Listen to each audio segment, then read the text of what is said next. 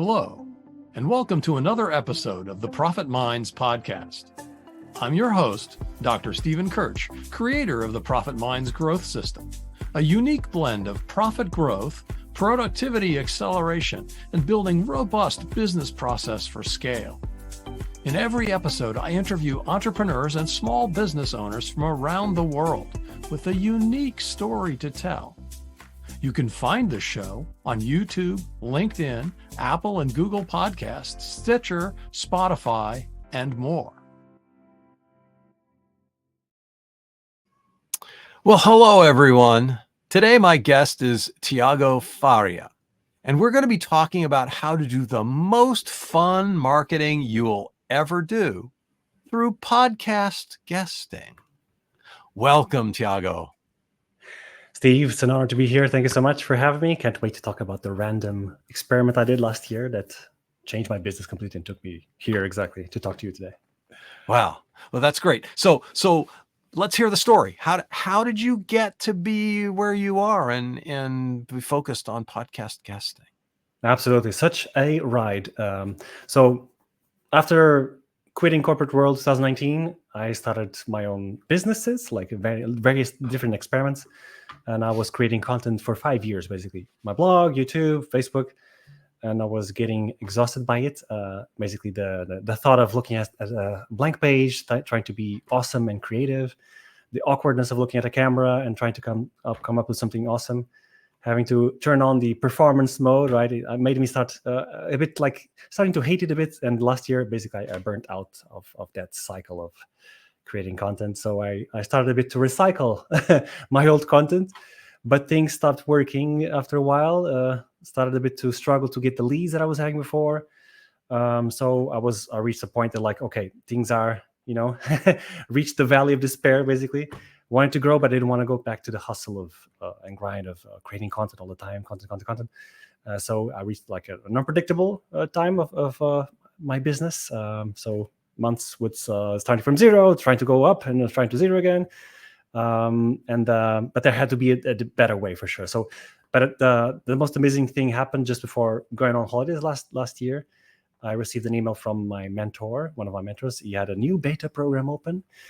It was completely aligned with me. There was no content needed, just good old networking referrals.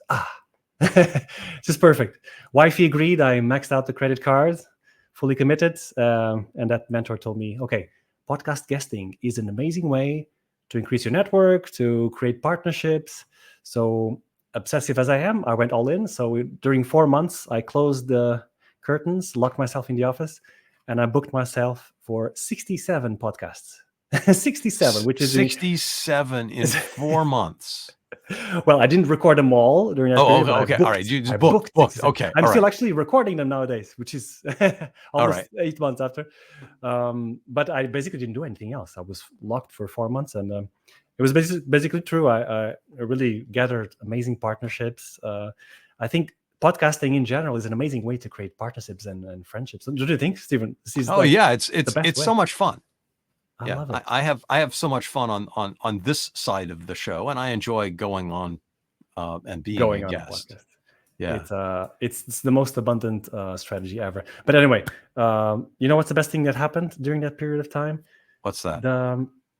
One of the hosts they sent me an email with okay, this is the final episode. Okay, amazing. You can share with your social media, but here are also 5 reels that you can use on your social media as well with interesting parts of our interview. And I was like, oh my God, this is free content for me, seamlessly extracted from me through a natural conversation like we're having now. And it was that's basically the dream marketing scenario that we were talking about before the show, because I was just having a conversation. My best, most authentic content is being produced without me being aware of it, because I'm chatting with someone. I'm not staring at the camera trying to be cool, just having a conversation. So this gave me, okay, this is a great way for me to stop the roller coaster of content creation. And during that blitz, I made a ton of mistakes. I learned a lot by testing and talking to hosts. Some even coached me for free. Some hosts, they were Like one lady, she had a huge podcast that I was not going to go ahead with, but I was explaining my approach, and she said, Tiago, can I give you a piece of feedback? You're giving too much advice. You're not standing out from the pack. You need some proprietary framework. You need your story working in a specific way. So I learned a lot during that process. And in the meantime, I was publishing my interviews on LinkedIn, and some people approached me asking, Tiago, what the hell? How are you suddenly everywhere? Well, can you show me how to do it? And that's basically how I shifted my business to, start giving people the dream marketing scenario. This is exactly what brought me to where we are today. Yeah. So yeah, I get the, gosh, I have to produce a new video like so many times. It's so many much new content, and how many times can I say the same thing over and over again without people getting tired of hearing it? Right. So I get that. Why did you do podcasting? I mean, you talked a little bit about your mentor but how did you settle on podcasting as the answer? No, I didn't know it would be the answer at the time. It was my mentor at the time last year said that this was an amazing strategy to quickly create a network of people, that are willing to help you with referrals, etc. And then I went all in on that, just believing that would be the process, because I don't want to create more content. This seems like a legit alternative that is a quick way to tap into new audiences as well, right? It seemed logical because, you, like yourself, you're creating an audience, and it's a very smart way to add value that everyone gets to win, right? The podcast host gets free content, the guest gets a new audience, gets free content to share with his own audience, and the audience gets also amazing masterminds, right? Content created for them. Yeah. So, but what do you say to the person who says, "Look, I'm an introvert and I'm not good in front of the camera"?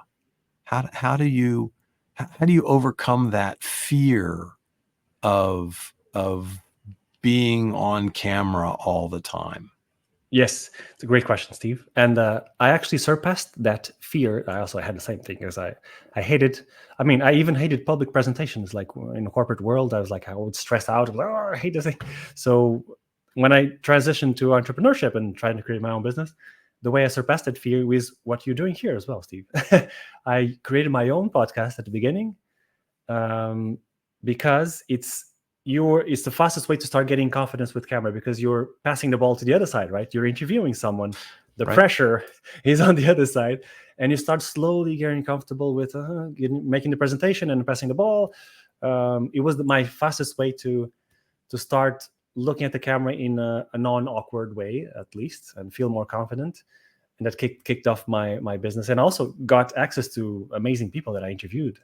So it was a great way for me to gain a momentum in my market here in Portugal, because I interviewed experts, influencers, people that I would never have access to beforehand if I hadn't started my own podcast. So it's a very intelligent way to start, slowly getting confidence. And then another thing I did, which everyone can do, and I definitely recommend, is to create either a 30 or 90-day challenge where you force yourself, commit to every day publishing one video on YouTube or on social media, whatever.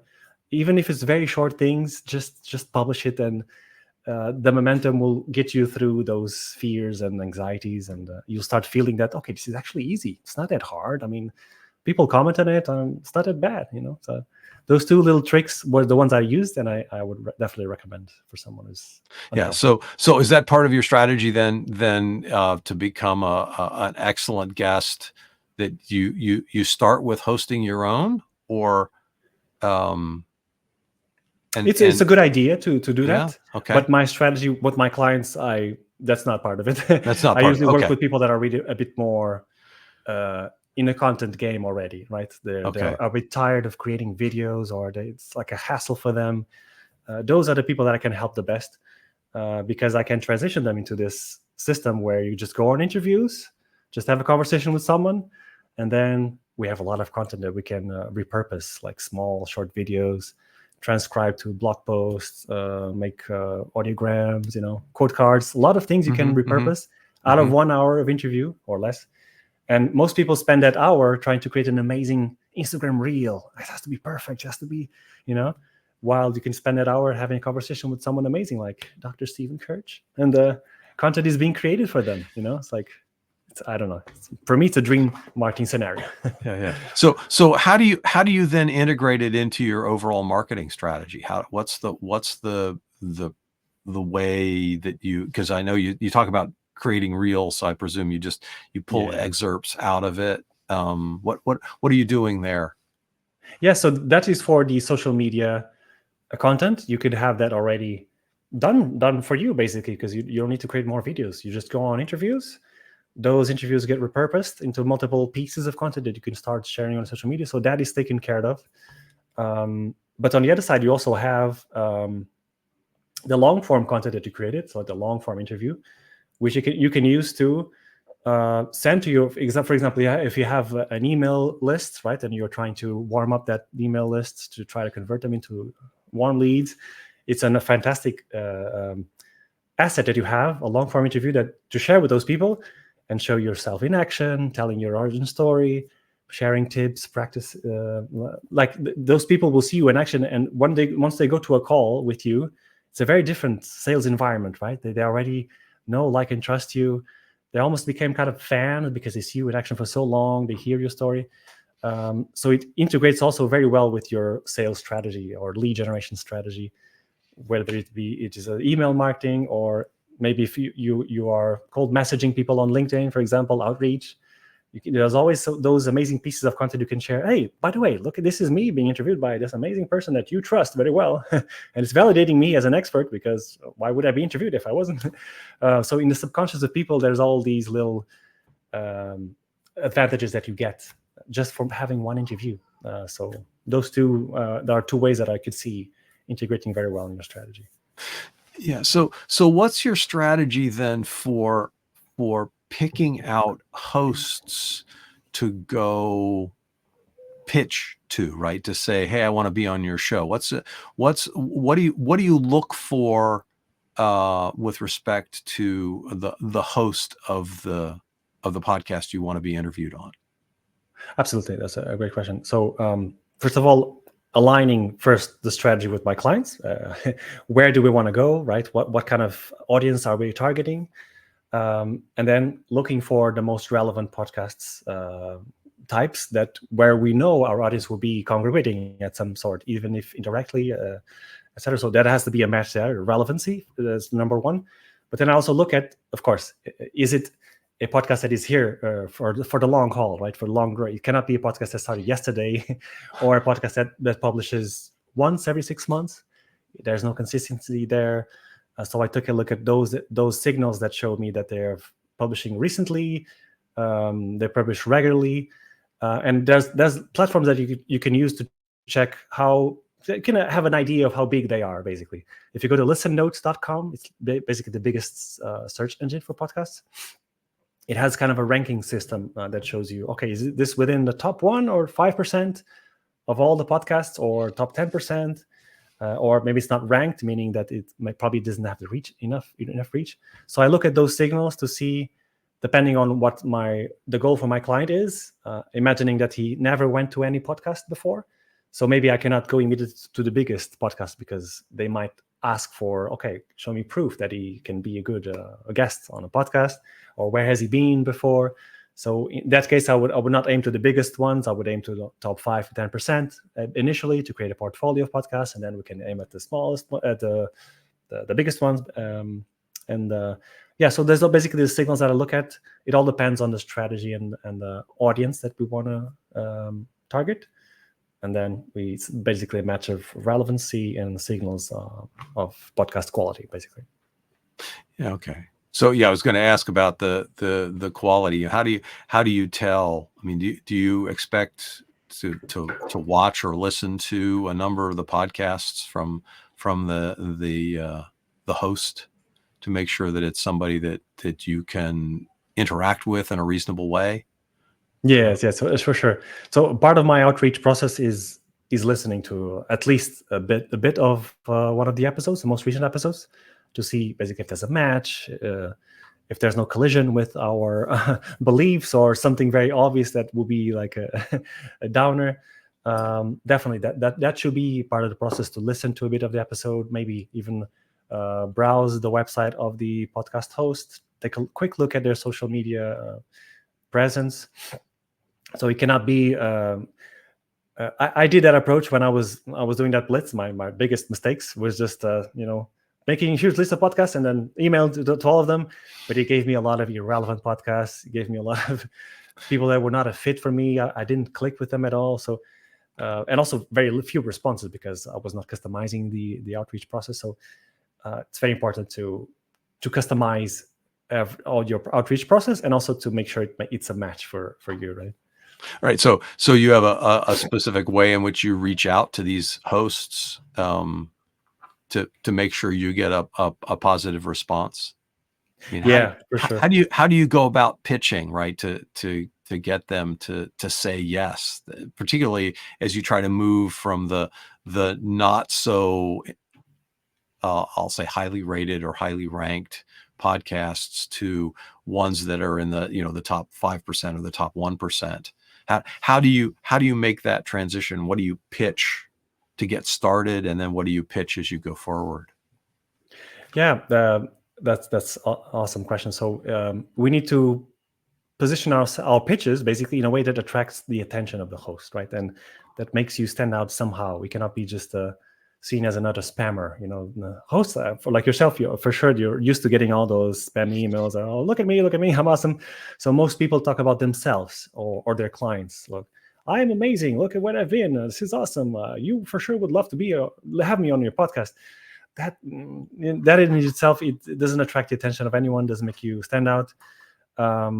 We should invert that process and think only about the host. Okay, so how can we add value to the host and make him feel good? Basically, we need to think about where the state of mind is when they're reading your emails. So when I'm pitching, if I don't have in my network of podcast hosts to immediately put clients of mine on podcast, I go through my outreach process, and I usually, my emails are very different. So I like to add a touch of fun, a touch of like a very, very, very different from any kind of emails that you're used to. So I start looking at I listen to the episode first of all, the latest episode, and I comment on something, and I say, this made me think this specific thing, and then I start introducing either myself or my clients in a way that shows how it will be a valuable asset to their podcast. How can you add value to the audience of the podcast host? How can I make the life of the host easier and more comfortable by sharing all the assets possible that they need, like a media one sheet that I create for my clients, for example, past episodes for the host to see myself or my clients in action. So there's lots of things we can do to make us stand out and act in a very relaxed, calm, and abundant way. And that's the only thing you need to capture the attention of a host. Just be a bit different than all the spam that is around there. And then, of course, it's important to follow up in an abundant way, in a soft way, just giving soft nudges, because people are extremely busy, right? We live extremely distracted lives. So being present is important. And then we either book a pre-interview chat like we had with you, or book directly to the podcast, depending on the podcast host. Yeah. So how important is that pre-interview conversation? In terms of getting the right, because the whole point of this, as I'm hearing you, the whole point of this being a guest is so that you can get the right questions asked, so that you can give the right kind of information that will intrigue listeners to want to connect with you, right? That's right. Yes. Am I hearing it correctly? Correct. Absolutely correct. And it's something I incentivize always on my outreach process, is to, hey, shall we sit for a 10-minute chat to see if we're a fit, if there's a fit, or to decide on what kind of topics will be most relevant. So I actually make it I incentivize it basically when I'm doing new pitches. And many hosts actually like to do that, but not the majority. I would say around 40% want first to have that pre-chat. Maybe because I'm doing a good job at presenting my clients and giving all they need to make sure that it's a a relevant guest.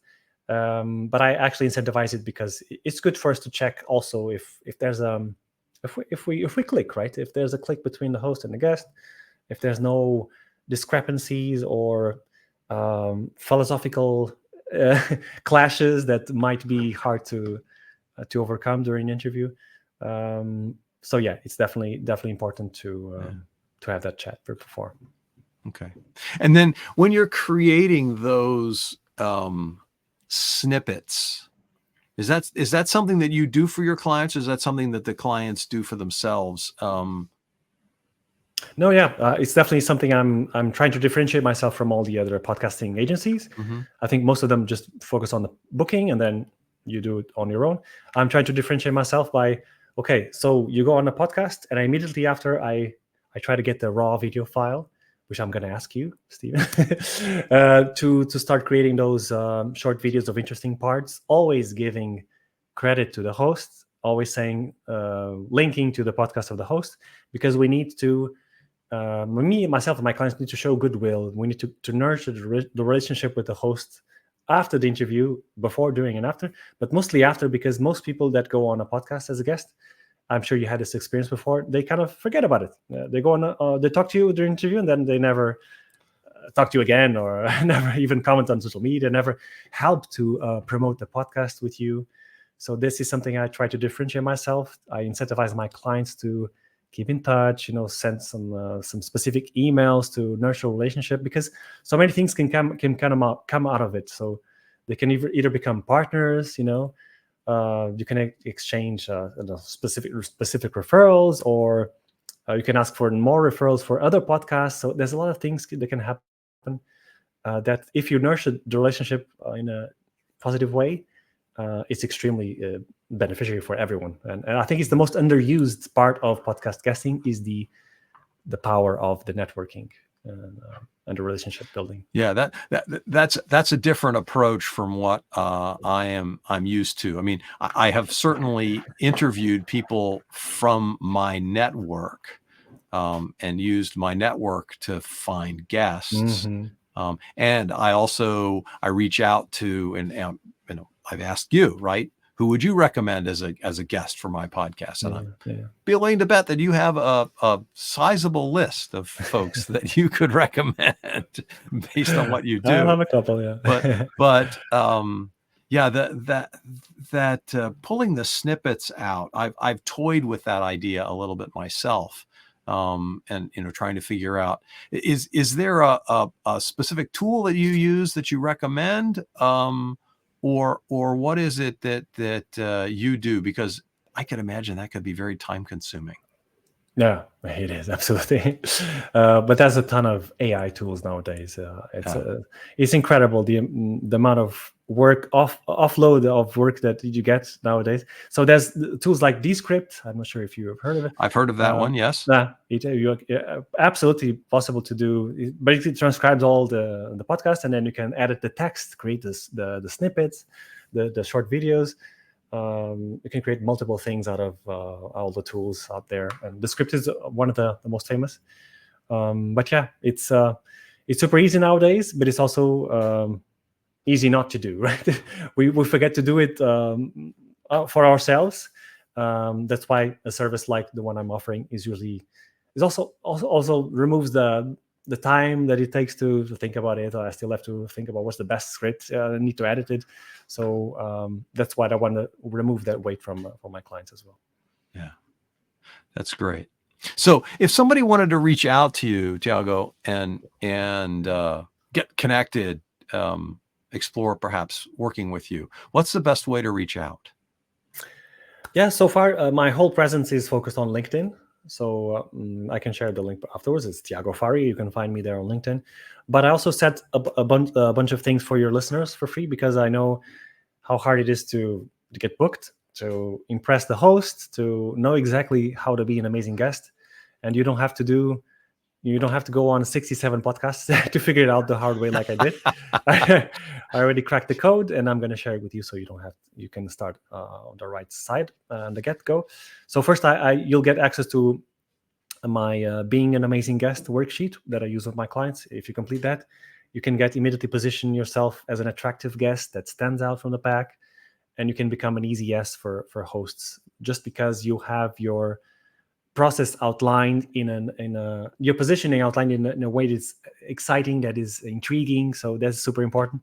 And also I'm going to share the origin story worksheet where you simply have to answer few prompt questions and seamlessly craft your origin story in a way that resonates with the listener. Super important. That keeps their attention and generates an enormous amount of trust. And this is exactly where most people screw up. I, myself included, guilty, is not telling stories of yourself or clients, just giving advice, turning on the teacher mode, right? The biggest mistake. So, and if you're getting on good podcasts and not getting results you want, you're messing up on this point for sure. And then I also share my my email template that got me booked on those 6-7 podcasts. So you can just reuse it, repurpose it, and start getting bookings. So to access those on my LinkedIn, I created a short link to make it easier. So it's tiagofaria.pt/gift. And you go to that specific post on LinkedIn and just ask me, and you can have a chat there. Super. So one last question just occurred to me. Yes. How many podcasts do you recommend that your clients go on? 67 is a huge number, and I'm guessing you don't recommend that people do that. No, you would not do anything else in your life. It's not sustainable. So what I recommend usually is the 10 booked podcasts as a first starting point. And I usually work with my clients during 4 months. So there's a prep stage where I prepare them to be amazing guests, work on the story, work in the call to action. Then there's a booking stage where I do the service for my clients during month 2. Then months 2 to 3, they start getting those bookings. So it's a bit more, distributed in time. 5 podcasts per month is already a good number. So in month 3 and 4, they start getting published. So this is what I recommend, at least for a starting point. If you want to be more aggressive, 20 is still doable, 20 podcasts during that 4-month period. But you have to be a bit more, prepared to have 2 interviews per week, something like that. If you have your agenda cleared out for a couple of months, you can definitely do that. But I usually recommend the 10. Yeah, great. Well, thanks. And that concludes our show. Thanks to my guest, Tiago Faria. I hope you learned something about the fun of being a podcast guest and how to use it to grow your business. I know I did. Thanks for listening. You've been listening to the Profit Minds podcast. This is your host, Dr. Stephen Kirch. Please visit www.profitminds.net for other episodes or to contact me. Thank you for your positive feedback, comments, questions, and for sharing this show with others. Thanks for listening. Have a grateful day.